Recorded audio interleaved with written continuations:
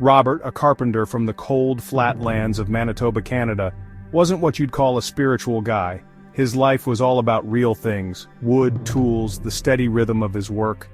Then, one ordinary day, everything changed. A sharp, sudden pain stabbed his chest and he collapsed onto the floor of his workshop. His wife, hearing the crash, found him pale and struggling to breathe, his heart a faint whisper. Sirens screamed as the paramedics rushed in, their faces serious as they fought to save him. Robert's heart had stopped. At the hospital, doctors worked tirelessly, their faces lit by the bright operating room lights. Each pulse from the defibrillator jolted his silent heart, but it wouldn't beat on its own. Time became a blur of worried voices, beeping machines, and the desperate race to revive a fading life. Officially dead, his body lay still, like a ship abandoned by its captain. But without the doctors knowing, Robert was about to go on a journey more amazing than any of them could imagine. As darkness closed in, Robert felt a surprising sense of peace. The pain was gone, replaced by a strange lightness, like he was floating away from his body. Hovering between life and death, Robert realized he wasn't trapped in his body anymore. He was pure energy, drifting up, away from the white hospital ceiling, and into the vast unknown. The change was smooth, like waking from a dream into an even brighter reality. Robert found himself bathed in a brilliant white light, shining from everywhere and nowhere at once. The hospital walls were gone, replaced by a never-ending space of pulsing energy. He wasn't limited by his body anymore.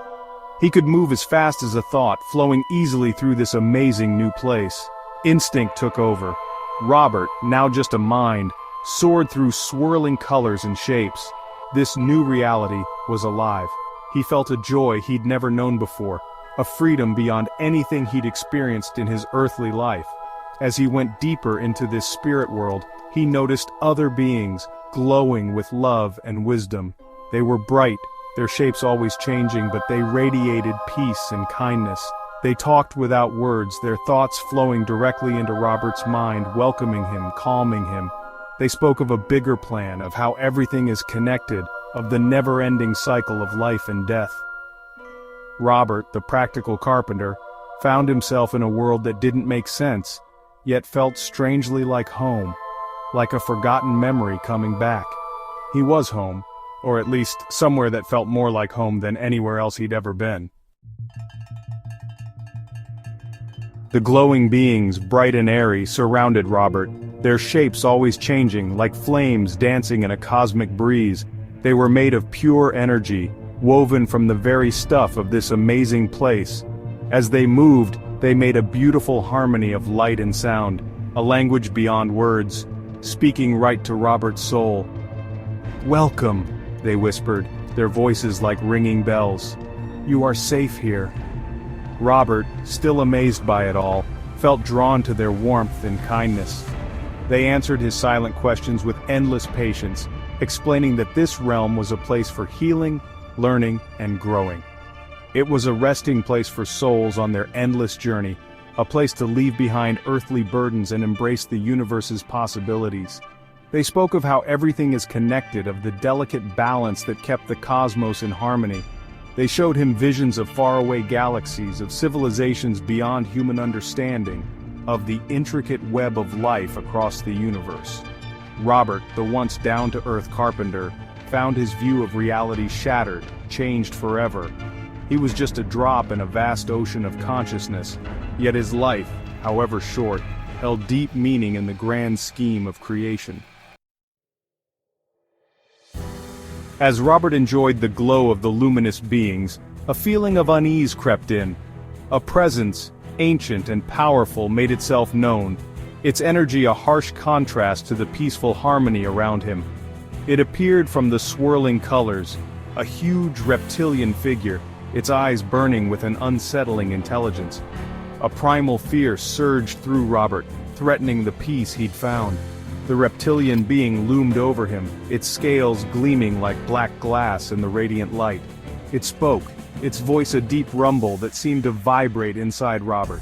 It spoke of power, of control, of the fight for survival that happened everywhere in the cosmos. It challenged Robert's ideas of good and evil, of right and wrong, saying they were just human ideas, meaningless in the vastness of the universe.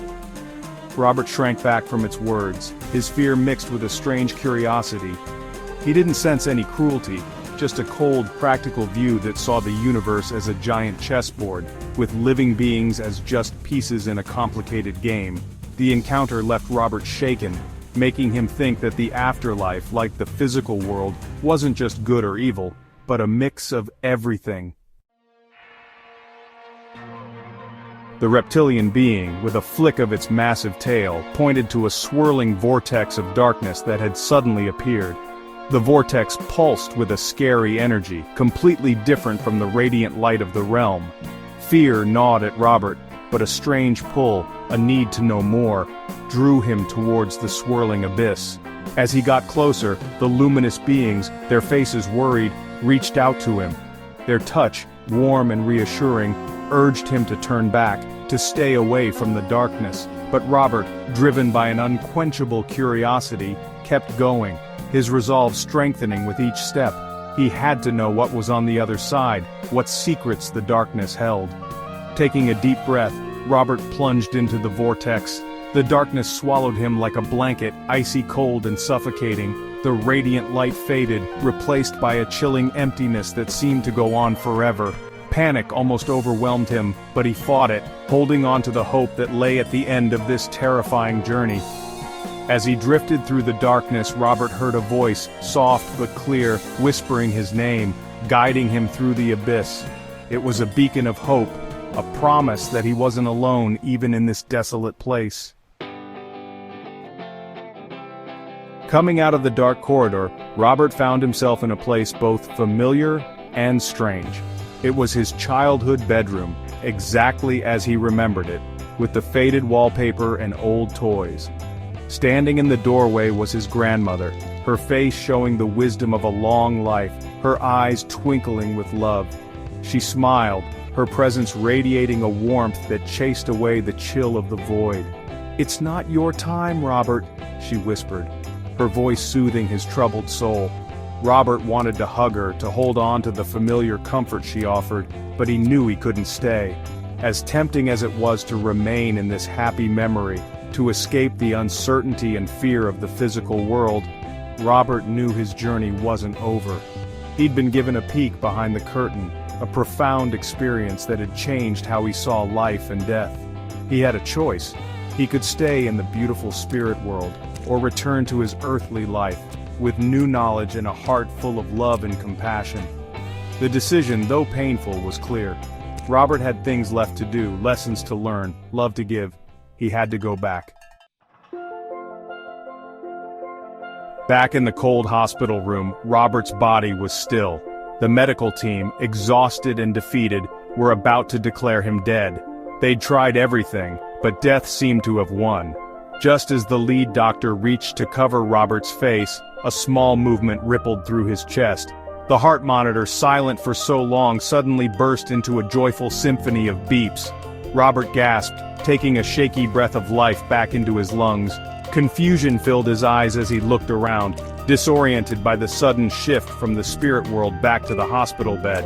The medical team, stunned, jumped into action, working to stabilize their miraculously revived patient. Whispers of miracles filled the room. Robert, his voice raspy, struggled to describe the amazing things he'd seen. He spoke of luminous beings, of a reptilian entity, of a journey through darkness and back again. The doctors and nurses, trained in science, listened with a mix of doubt and awe, unable to deny the deep impact Robert's experience had had on him. Robert's recovery was amazing. The medical team couldn't explain how he'd come back from the brink. They could only marvel at his strength. His heart, once so close to failing, beat strong and steady. But it was Robert's spirit that had truly changed.